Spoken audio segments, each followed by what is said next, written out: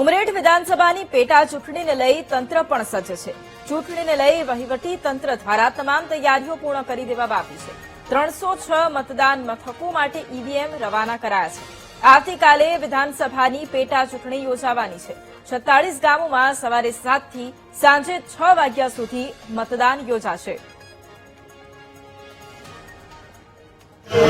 ઉમરેઠ વિધાનસભાની પેટા ચૂંટણી આવતીકાલે એટલે કે 23મી એપ્રિલના રોજ યોજવામાં આવનાર છે અને આજરોજ ઓડ નર્સિંગ કોલેજ ખાતેથી તમામ પોલિંગ પાર્ટીઝ ચુસ્ત પોલીસ બંદોબસ્ત સાથે ઝોનલ ઓફિસર્સની સ્કોટિંગ સાથે તમામ પોલિંગ પાર્ટીઝ અત્રેથી ઓડ નર્સિંગ કોલેજથી પોલિંગ બૂથ ઉપર મતદાન મથક ઉપર રવાના થશે. અત્યારે હાલ તમામ ટીમો હાજર છે, તમામ રિઝર્વ સ્ટાફ હાજર છે અને આ લોકોનો અહીંયાથી ડિસ્પેચિંગ ઈવીએમ સ્ટ્રોંગ રૂમથી ઈવીએમ્સ અને બાકી જે ઇલેક્શન મટીરિયલ્સ હોય છે એ લઈને અત્યારે ડિસ્પેચિંગની કામગીરી ચાલુમાં છે.